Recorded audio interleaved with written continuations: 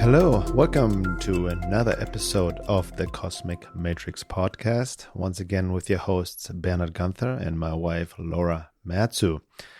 And this episode we dive deeper into this topic on the time of transition and the seeds of the new world. So that's a big one, obviously relating to current events and what the future may hold with the craziness that's happening in the world and within humanity. And we really want to dive deeper, specifically about the term time of transition, because we have talked about this a lot in our retreats in the past in Peru have been called time of transition. Even our online course, 10-week private coaching program is called Time of Transition, Embodied Soul Awakening, which, by the way, we just started. Enrollment is closed. It filled up once again the fourth time. And we're taking a group of 25 people on the journey, and we most likely will do it again sometime later this year. So keep your ears and eyes open. Sign up to the mailing list at veilofreality.com.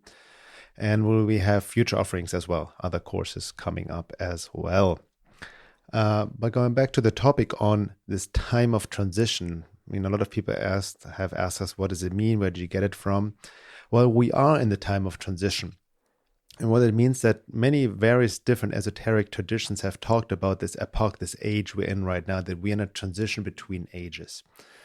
And this is why a lot of the things are happening as they're happening now, as dark as it is, but there is a transformation happening, a transition. There's an opportunity, so to speak. There's no guarantee, but there's an opportunity to rise up to a higher level, so to speak. But the term time of transition itself is something I got from esoteric Christianity, based on Boris Moravyia's work in his trilogy called Gnosis. Gnosis 1, 2, 3. I've quoted him quite a bit over the years in my writings, if you have followed them on my website, veilofreality.com. And he talks about the time of transition, right? From the esoteric Christian perspective, which is basically the common era of the Holy Spirit, right? Or, you see it in other traditions, the Golden Age and whatnot, or the Age of Aquarius and whatnot, which we'll also be talking about it from the astrological lens about this time of transition. But going back to Moravyia's work in Gnosis, which, by the way, I can highly recommend to read. These are, for me, the really true core esoteric Christian teachings way before the church distorted it, corrupted it, made it into a dogma and whatnot. But I'm going to quote him from this book. The quote I've written about a few times before, but I'm extending it here a little bit. So ultimately, also just as a preface, this time of transition, as it said, it's the common area of the Holy Spirit, and there's the need. What he talks about on esoteric Christianity, they talk about the need for a new man, a new human being, to create conditions which will offer maximum opportunities to seekers who wish to develop their personality and reach the second birth. So it's about the second birth. And second birth, we see this even in the Jesus metaphor of rising from the dead, or the rebirth, the second birth, so to speak, is an analogy to be reborn in our true self, to spiritualize our being. And we see this also in other traditions, Sri Aurobindo's integral yoga, the need to spiritualize man. And that's really what it comes down to, the second birth. The new man needs to have a strong spiritual foundation. The whole being needs to be spiritualized. That's why, again, it's so important to engage in the great work on all levels. But here goes. Here's the quote. With the approach of the era of the Holy Spirit, everything must be gradually brought to the light of day, not only the secrets of the laboratory, but the deepest meanings of esotericism. The same must happen with illusions, errors, and lies, which must also be revealed so they can later be rectified. The world is suffering from a lack of harmony which gets deeper on every plane, and this is a serious danger to the moral and spiritual recovery of humanity. It also involves a serious risk of failure in the last stage of this time of transition that we are now entering. If this risk is not overcome, the deluge of fire awaits us. We will have to make an immense effort toward of this fate, and we have very little time in which to do it. Man has only himself to blame for the greatness of the effort needed. This is the result of his obstinate refusal to heed the warnings that have been addressed to him time and again by the divine voice. just as he continues today to blind himself to the fact that the deluge of fire is being made ready. That is now technically feasible and, it must be said, morally possible. This final cataclysm towards which humanity is advancing so blindly can only be avoided by the conscious super efforts of the spiritual elite, right, the spiritual warriors, especially by young enthusiastic elements of the present generation, those which follow it, whose esoteric predispositions will make them fit assume key position in all races and in all nations. That also may be relating to the generation of the Pluto generation Aquarius we can talk about. Yeah. Neither the most marvelous technical progress nor greater refinements of the intellectual faculties will be enough to enable us to remedy the state of affairs which is still deteriorating.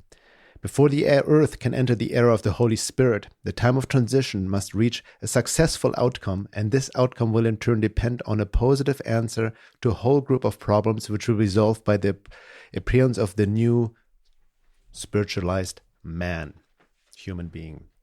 So that's end quote. So that's really sets the stage of what we want to talk about. And there's a lot to unpack, even this quote alone, even the necessity to efforts, right? Conscious evolution doesn't happen by itself. It's not about trying to change the outside. It's the inner transformation that is so important. And this is the work we need to engage in, right? This deeper spiritual work on all levels, and all need to be revealed, all lies, all errors, not only in the world out there, but within ourselves. And there needs to be a new kind of human being to engage in this work. And he also talks about, many other traditions have talked about this as well, including Sri Aurobindo Integral Yoga or the Hopi, even Native Americans. There's a way up, a way down. There's an opportunity, but also a possibility of a cataclysm of the quote-unquote divine pressing the reset button, as it happened many times before, right? Atlantis times, Lemurian times, and whatnot. So we are in a very fragile state right now. But I just wanted to set the stage for that before we can also then talk it from other traditions, but also from the astrological perspective. Yeah, it's very fascinating because we have Saturn in Aquarius right now, and then Pluto is going to enter Aquarius in 2023, which does give me hope for the future, because right now, astrologically speaking, we are in this Pisces Virgo axis. So we are in the age of Pisces, but basically near the end of that age, it actually takes on the opposite sign, which is Virgo, and the qualities of Virgo. And you see this, this so much in the world, especially, the shadow side of Virgo, because it's meant to be a time of purification, of discipline, of service, of developing humility. And the shadow side of Virgo can actually, be this overly critical side who uses this feedback from the outer world as a form of self-punishment. There's this over-sanitizing hypochondriac behavior that's definitely a Virgo trait, and some of the themes that Patricia Walsh gave for Virgo, I'm just going to read them out. It's about, and these are all across the spectrum, good and bad. It's about inferiority, service. It's also about slavery. It's about apprenticing. It's about humility and humiliation, criticism, as I said, guilt, masochism, crisis. Virgo is actually a crisis sign, by the way. You reach a point of crisis. It's also about the victim. It's about the persecuted, self-sacrifice, discipline, shame, perfection, finding your place in society. It's also about holistic medicine. It is about medicine in general and about healing, and it's about self-improvement. So, you see this on all sides of the spectrum. We do have a lot of people who are really interested in self-work and improving themselves, and then we also see this, almost like this worship of like medicine, mainstream medicine and doctors and whatnot. So you see all sides of it, and basically, the age of Aquarius, like the Kali Yuga, is also debated astrologically when it starts. Some people say we're already in it. It started in 2012. But Dane Rudger, who's a really great, he's like one of the kind of forefathers of astrology as we know it now. He determined that this, the last precessional age of Pisces began in 100 BC. And since the world age is 2160 years, the official age of Aquarius begins in the age of 2060. And he considered that the last 10% of each age, which is the age we're in now, is the seed period, which will influence the next time. So basically, since we are in this kind of transition point, ending this age of Pisces, Virgo, and we're entering into the Aquarius Leo axis, the seeds of this new world are already starting. And I'm also going to give you some of the themes of the Uranian archetype by Jeffrey Wolfgreen, because it's very, very fascinating. And he says, Uranus correlates to individuation, liberation, freedom, and deconditioning. Deconditioning from what? Deconditioning from Saturn. Saturn correlates to all the conditioning patterns of our life, the conditioning patterns of society, family, expectations of people in our lives, and the conditioning patterns relative to all prior lives that you bring into this life. All that conditions your sense of identity at any moment in time. Uranus is clearly antithetical to the archetype to Saturn. This means that Uranus is forever trying to shatter, revolutionize, liberate, or break free from all of these conditioning patterns. What for? What is the intent? To what purpose? If we shatter the conditioning patterns that define our sense of personality and identity, then we can, at some point, arrive at our essential nature and identity that is unconditioned. So that's actually why the individuation process is really key to this. So a lot of people who get into this kind of spiritual bypassing kind of mindset are like, all is one. We should embrace non-dual consciousness, etc. Don't promote division or whatever. They're actually skipping this 11th house Aquarius, Uranus individuation process. You know, you need to actually become a unique individual before you can actually act. And by the way, just for the record, I haven't seen one person who talks about non-dual consciousness who is truly there. Most people just use this as a spiritual bypass. It's like a philosophical, intellectual. It's a philosophical, intellectual understanding. I've like reached that state once, and it lasted like 10 hours being in the world after like 10 days or it's actually 2 weeks of silent meditation. Because the thing is the world will bring you back into life, and the world, like, you actually have to individuate. You actually have to have an opinion. You have to know what you think.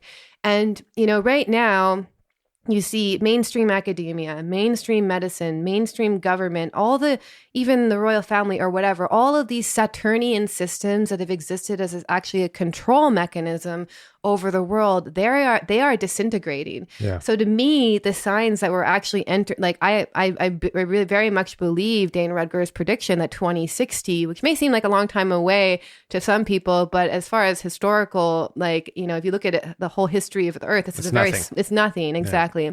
So what we have now, and what Dane Rudger talked about, and I think we talked about it on their podcast, but I'm going to reiterate, is we have the seed people for this new era who hold this Uranian Aquarius template, who are individuals, who are deconditioning from these patterns of society. They are already here, you know, and these are the seeds of the new world. So you can either identify with the dying world, you know, or you can identify and create the new world. And this has actually been going on for decades now. Yeah, I just want to add to that, because that's exactly what Boris Moravsky, from an esoteric Christian perspective, talked about, the quote spiritual elite, which is not the elite or power elite out there and the psychopaths, but the spiritual elite, what he called us the children of light, the seed people, you know, which many of us are.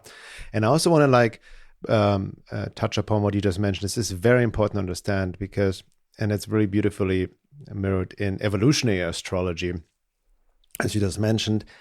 You see this in Jung's work as well, the need to individuate, right? Yes. To become your own person. And you see this in other traditions, in the esoteric traditions as well. You see it in Sri Aurobindo's integral yoga, who has also mapped out the evolution of consciousness based on his own, you know, enlightening experiences and downloads and based on true gnosis. And understanding how everything, again, happens as it needs to happen. There's no error in creation, even right now with mental men. Yes, we're stuck in the head and whatnot, but that's part of the evolution of consciousness, which we need. It's not the end of it. We are a transitional being. But we see this right now. It's very fascinating what you say, because the quote ending of the age of Pisces, ending moving into age of Aquarius, and Aquarius is all about also the unique individual in a sense, right? Yes. But also humanity and then the bigger picture and whatnot. And Pisces age is also, which we're getting away from, is also dogmatic religion or belief. So we're getting away from belief to true gnosis. Yes. And what we see right now, we see this even in the world, is this fight or the friction between people who want to individuate, be themselves, their own personal freedom, think for themselves, versus the group, the herd that just goes along with, or the globalists, right? Which is forced unity. Yes. It's conformity. It's not a natural unity. Yeah, right? Which is fascinating, because Dane Rudger actually talked about the dangers of this. And I'm kind of skipping ahead here, that we need this integration of diversity, basically, rather than tribalism. So we need individual responsibility, as well as even a common humanity, and even, this great reset and cultural. He actually even named cultural Marxism as being almost like the dark side of this forced unity, and then he gave examples like Sri Aurobindo's Auroville, or even he uses the Baha'i religion, which kind of combines all these different religious philosophies under one umbrella, as being this more spiritualized unity. Or you can have this totalitarian unity that could clamp down as well, where the darkness will try and force unity through world communism, is what he said. And so it's fascinating, because he wrote this book in the late 60s, and he was just predicting based on what he knows. He's an amazing astrologer, and we see that happening now. The forced unity through the Great Reset, and also this world communism through true unity, and true unity. And like we have to move away from this tribalism, which is what cultural Marxism is all about, is like you're identified by your race, by, exactly.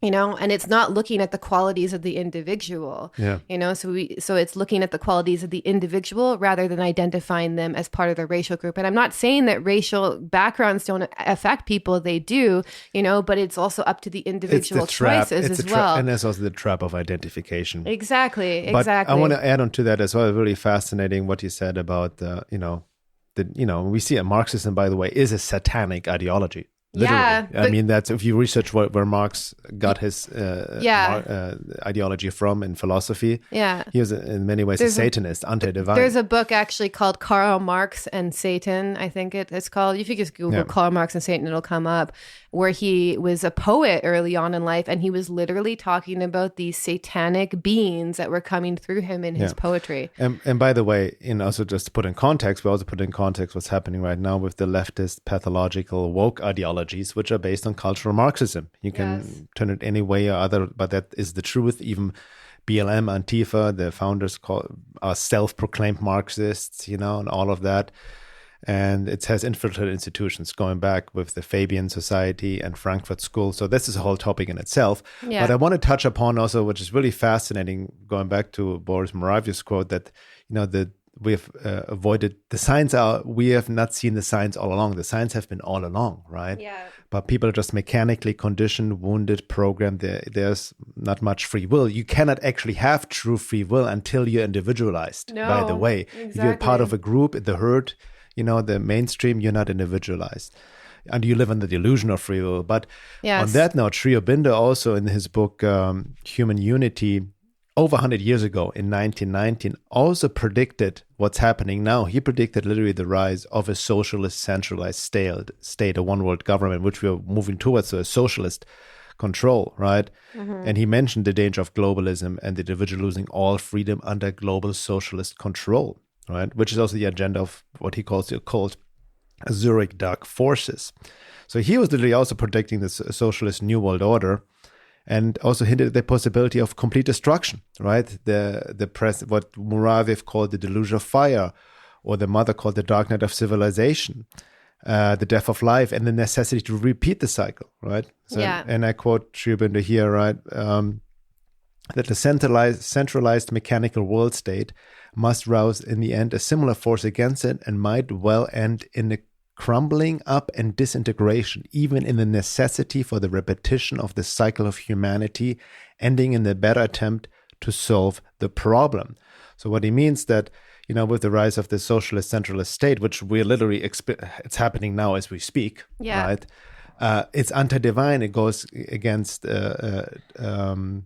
divine truth. So, as it happened, as I mentioned before, in ancient history, not official history, ancient history, ancient civilizations, then, there will be a cataclysm to start this whole human experiment over, because everything moves in cycles over and over, right? Yeah. But we do have an opportunity still to make the right choice. So we are right now literally in an archetypal battle between dark and light. And there is polarization, there is division. As you mentioned, we cannot use these spiritual bypass terms of let's not be divisive, let's just we're all in this together. No, we're not. The splitting of humanity becomes more and more obvious, which we see people make choices with the health, with the vaccine, people going along with the agenda, as opposed to people who really see through it. And also, most importantly, people who are truly engaged in the work to spiritualize the being. Yeah. Trust the experts is like a Saturnian mantra, basically. Right. It's like trust Saturn, trust the structures that already exist.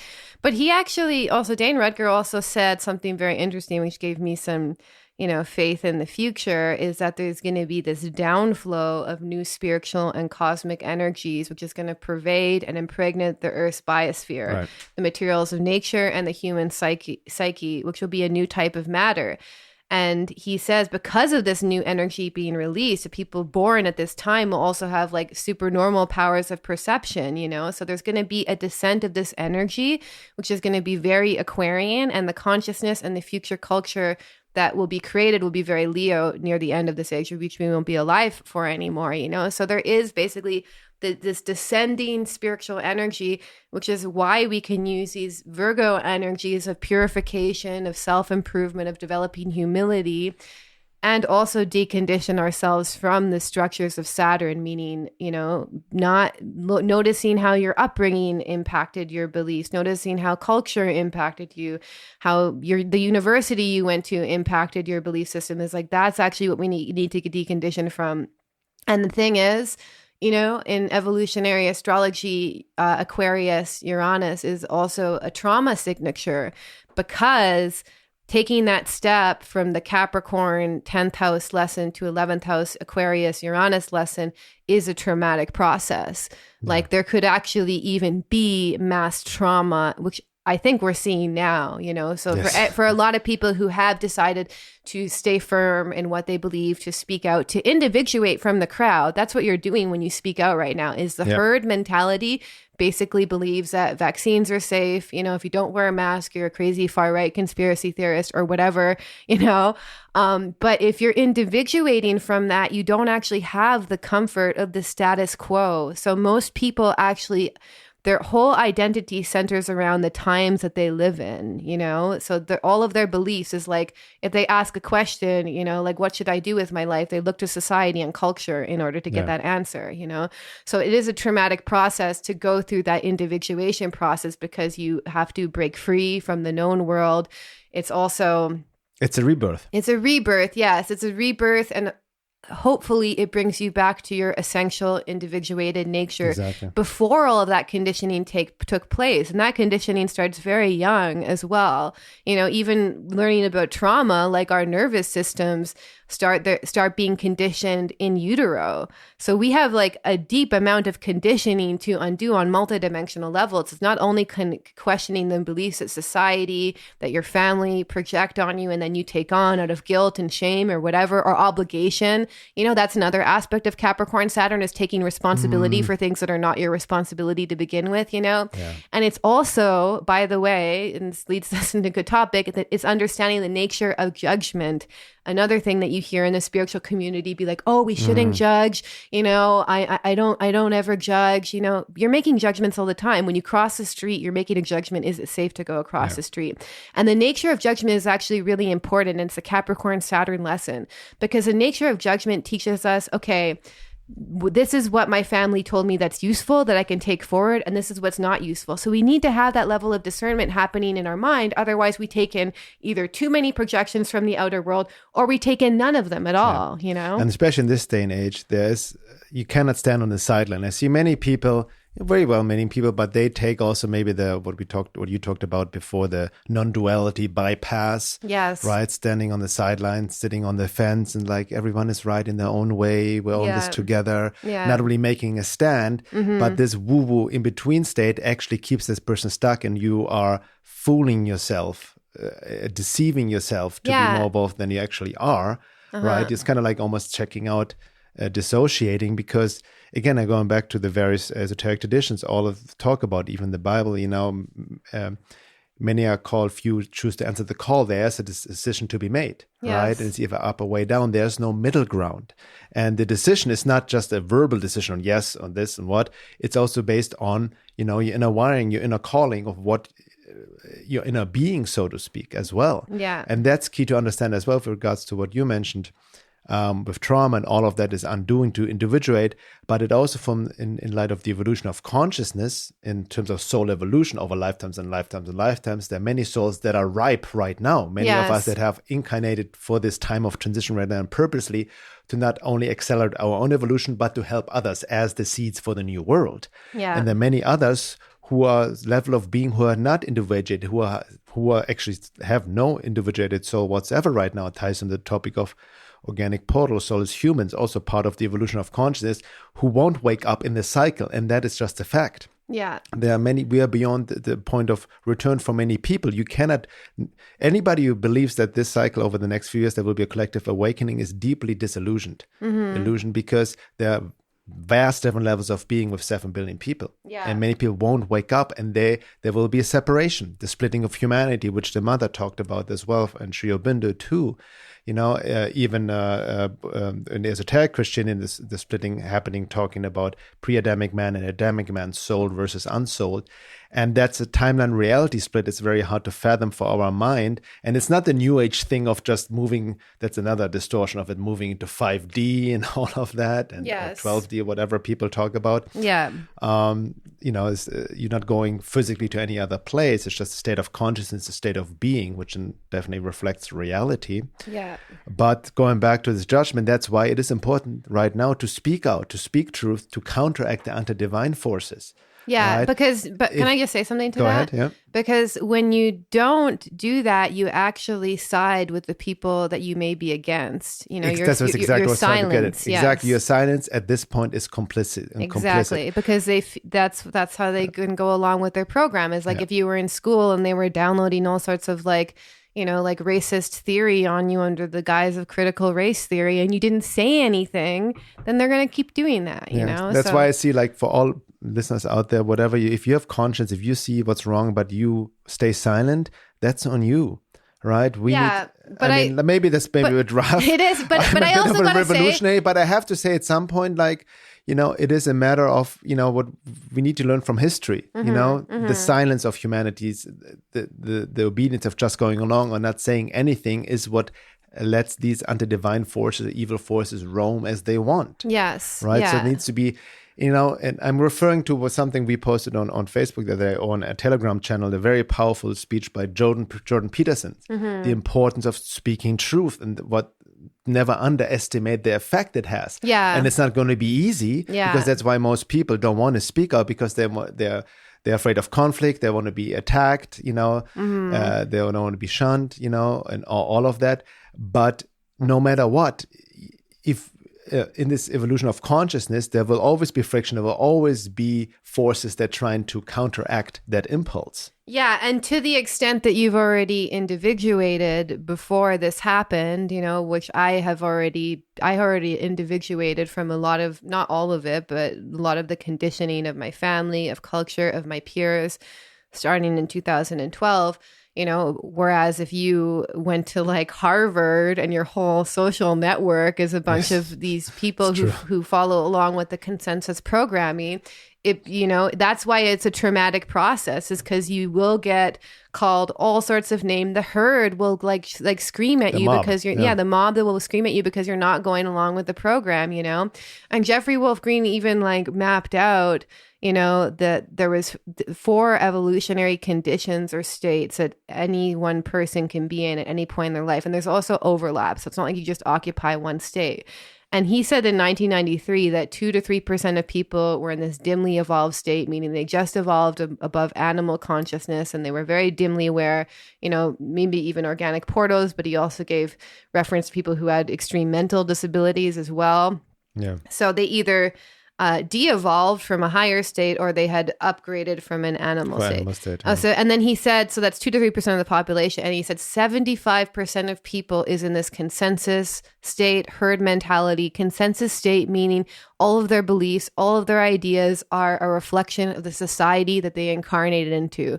So these are people who say, trust the experts, trust the science. Like they just trust whatever external authorities are in control of that time. Exactly. I think that's where when you look into the concept of organic portals, soulless humans, that's where most of them Most of them are in the consensus. Because they are connected to a, quote, soul pool. They're not individuated. Exactly. They don't have a mind on their own. They're maybe on the illusion of, but what they think and believe is not their own. Yes. And then he said 20, and this is back in the 90s. His number could change now. Who knows? Maybe it's less, maybe it's more. And then he said 20% of people are in the individuated state. So these are the people who, they'll ask the question, like, who am I? Who am I? What am I here for? And instead of like going to their parents or university or of their friends, they actually seek those answers within them. They ask questions, they seek the answer within them. So they're retrieving back their essential nature. And then 2 to 3% are in the spiritualized state. Okay. So you have to look at it like that's also, I made a post the other day. I was like, you can't convince people who buy into the narrative at this point. Number one, because they're probably not in the evolutionary condition or state where they're individuated. And number two, it's it's just like, now, if you believe, you got to see where people are at, where their state of consciousness are at. Yeah. And I think a lot of traps that people tend to fall into on the path is you project the way that you are onto the world. Your own soul qualities. Yes. And others. That's why also people who still believe you can convince others just by, posting facts, whatever you do, information. It's illusion. It's not going to happen. Maybe a few are already on the verge here and there. Yes. But you cannot convince these people at all by information alone. This is ridiculous. No, the first question you should ask yourself is, can this person think for themselves outside of the consensus? And if it is a possibility, then maybe you can open them up to a new reality. But if not, then see, that's why it's so key to understand. Like, I'm sorry, I was interrupting, but what you shared by, what's his name again? I'm sorry, Dane Rudger. Dane Rudger. This chart of the basically really fascinating. Oh, sorry, that was Jeffrey Wolf Green. Jeffrey Wolf Green. That really mirrors what I've read or studied in from Muravi's work, Esoteric Christianity, with the organic portals, Adamic man, pre-Adamic man, souled humans versus unsouled humans, ties also into the integral yoga of Sri Aurobindo and the Mother, who talked about also the evolution of consciousness, the herd mentality, that pool, that mob mentality, which in light of the illusion of consciousness, the human being needs to individuate first. Yeah. You need to individuate first. Mm-hmm. Actually, having a healthy, self-confident ego, you need to separate yourself from the herd first as an individual before you can fully spiritualize your being. Which is fascinating because, maybe that's also just thinking back at the experience I had at the beginning of 2020 where I was truly, I can't even access it now, but I was truly in the state of like non-dual awareness, disidentification, and then COVID happened. And then I realized I felt I got pulled back down into a lower state. But the fact is I skipped the individuation step because I was still a people pleaser. I was still adapting myself a little bit, scared of what other people could think of me. And then I have to say, the past year, even though people may just see that like, oh, they're so courageous for speaking out, I actually, ignited a lot of trauma that was already existing within me, by the way, through doing this, because all of my old friends like attacked me. They called me all sorts of names like racist, right wing, whatever, It's always the irony when people call you that. It's always the people closest to you who are your biggest haters, Right. And like I actually read a quote by Heath Ledger on Facebook the other day. It's like your biggest fan is someone you don't even know. Your biggest hater is someone close to you. And that's actually what got revealed. Is it was like, like, but the fact of the matter is I was already individuating away from them like since 2012. But then what happened is because my almost individuate got too far from the herd mentality, I became a threat to them. But actually going... Well, that ties into also, I want to note that obviously like from an esoteric or occult perspective, they're being used as portals, the Agent Smith syndrome. Oh, for sure. Right? Yeah. So you've seen that with a lot of people, even a lot of people in our coaching programs. The number one thing that they struggle with is that a lot of their friends, a lot of their family, you know, they can't just get along with the consensus, with the herd state anymore. And I actually don't see that as a bad thing. It's a sign that they're able to individuate. You're starting to wake up. Friction is actually a good sign. Yes. It's a sign that they're starting to individuate. But I also have to say that it is a traumatic process. So, you know, and I've been like exploring this concept a little bit myself and studying astrology, because you don't work with Uranian level trauma in the same way that you work with somatic trauma, but you can use some tools, like you can use nervous system regulation tools, work on your own somatic, you know, work so that you know how to regulate your nervous system, you know how to approach your own traumas, etc. There's all sorts of different ways you can tackle it. But at the same time, you know, this is trauma that also is coming from the higher mind. So this is soul memory, soul trauma. So to give you an example, you know, like, so say if you speak out and then someone you know, calls you all sorts of names, like you're a crazy far-right conspiracy theorist, I can't believe you would believe this stuff, you know, then what happens is the higher mind downloads all sorts of trauma from previous lifetimes where you were killed for speaking out, or where you were cast out of, you know, like really bad things happen to people who spoke out historically. Yeah. And so a lot of us are actually carrying this evolutionary trauma, basically, especially once you start to even spiritualize your being, you start to even like light up, not all the time, but even like just kind of subconscious soul memories start to filter into your consciousness. It doesn't mean you get an idea of like who, what, where happened, but you get this like download from the higher mind that almost like it's very hard to describe it, but it's very similar to how when you get triggered and you're holding trauma, the past, it gets relived in the present. So you start projecting your trauma onto a situation in the present.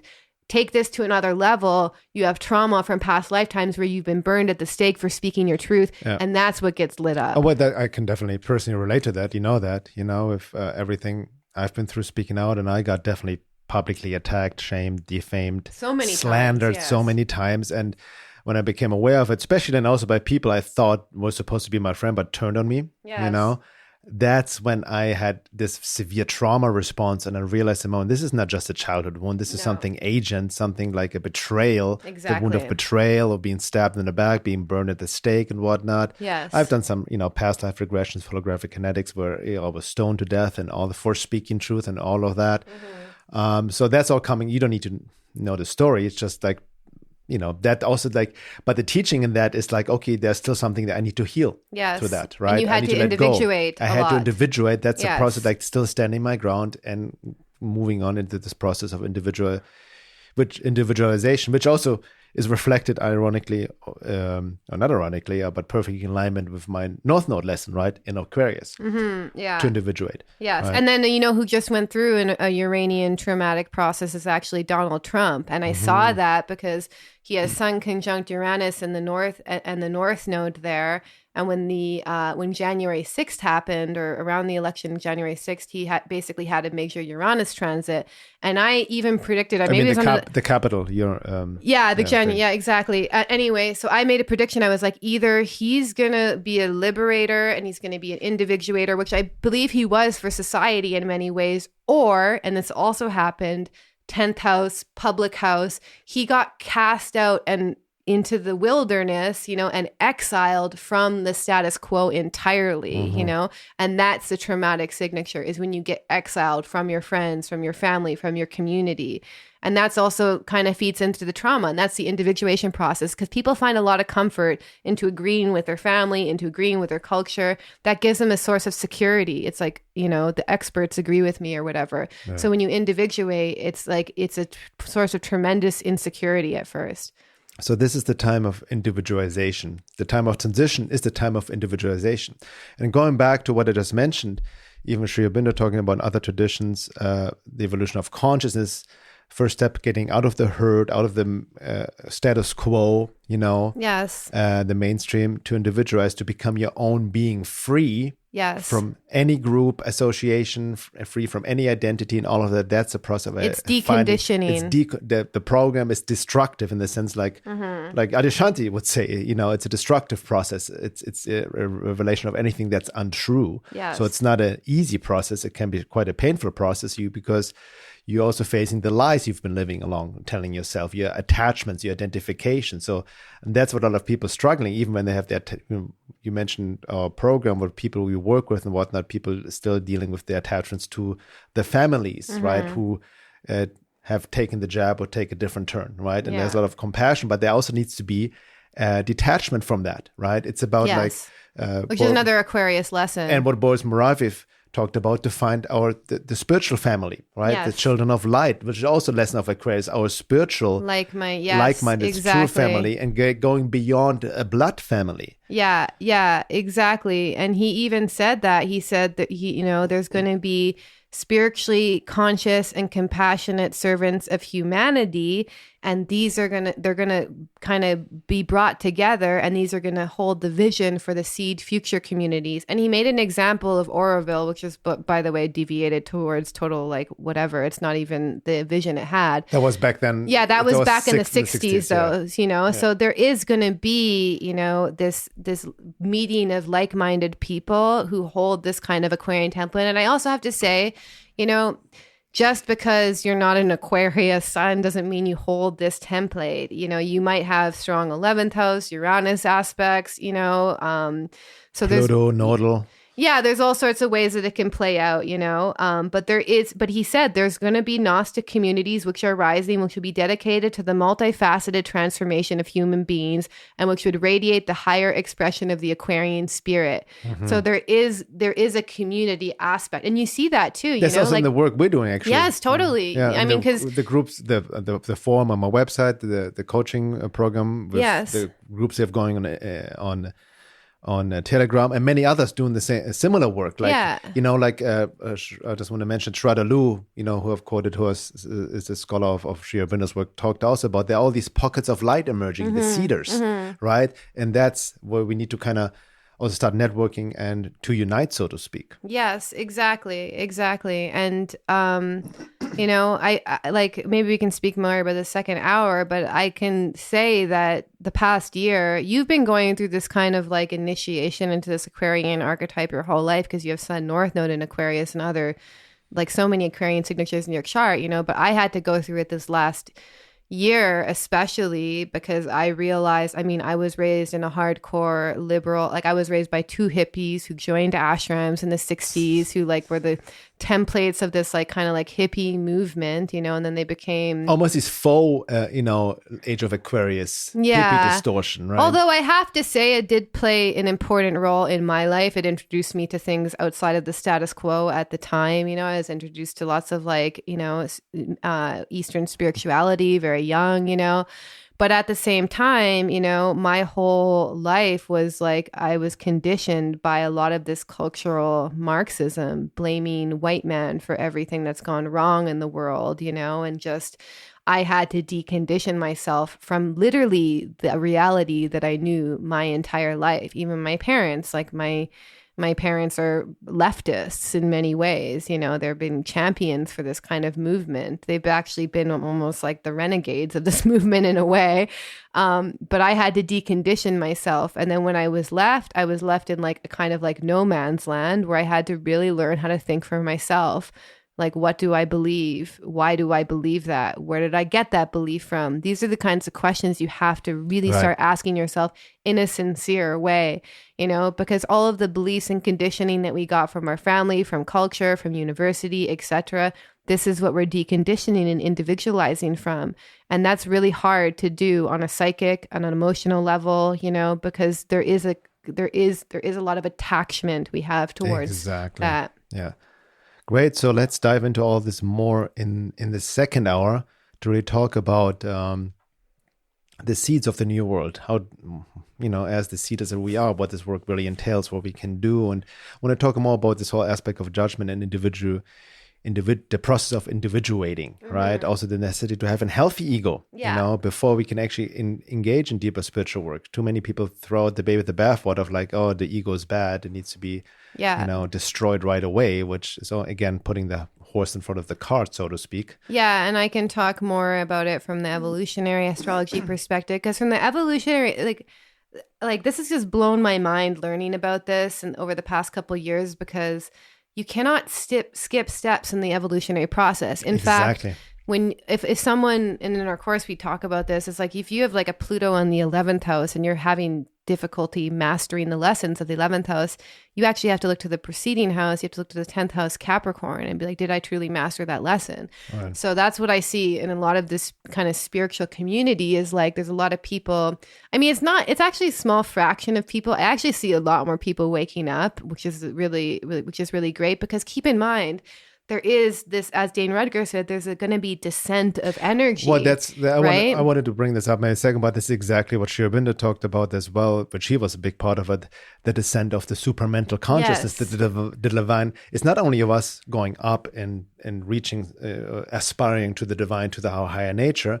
The light is descending as well. It's trying to anchor itself. That's why our bodies are a vehicle for quote-unquote ascension. That's why it's so important to do this inner work, to anchor the divine light, to clear everything out. Yes. And that's why everything is in upheaval coming up, because the light is bringing everything out of the shadows within and without. Exactly. So we can talk more about it in the second hour.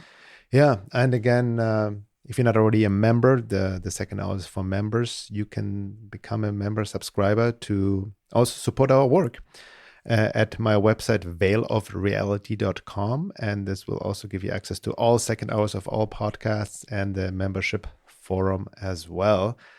And I want to finish this first hour with the quote by the mother, Mira Alfaza, which was Shri Aurobindo's partner as well. And I think I read that quote before at some point, but it really fits in again. And she said that many years ago. Obviously, she's not alive anymore, but it fits again very perfectly in the times we're in and kind of distills it to what's very important. So here she goes. At the moment, we are at a decisive turning point in the history of the earth, once again. From every side, I'm asked what is going to happen. Everywhere there's anguish, expectation, fear. What is going to happen? There's only one reply. If only man could consent to be spiritualized. And perhaps it would be enough if some individuals became pure gold, for this would be enough to change the course of events. We are faced with the necessity in a very urgent way. The courage, this heroism, which the divine wants of us, why not use it to fight against one's own difficulties, one's own imperfections, one's own obscurities? Why not heroically face the furnace of inner purification, so that it does not become necessary to pass once more through one of those terrible, gigantic destructions which plunge an entire civilization into darkness? This is the problem before us. It is for each one to solve it in his own way. The mother, Mira Alfaza. So this is exactly what we're in right now. We're in a decisive moment in this time of transition, as the Hopi Indian said. There's an way up and a way down. There's an immense opportunity, but not a guarantee, and it depends on each one of us. See you guys in the second hour.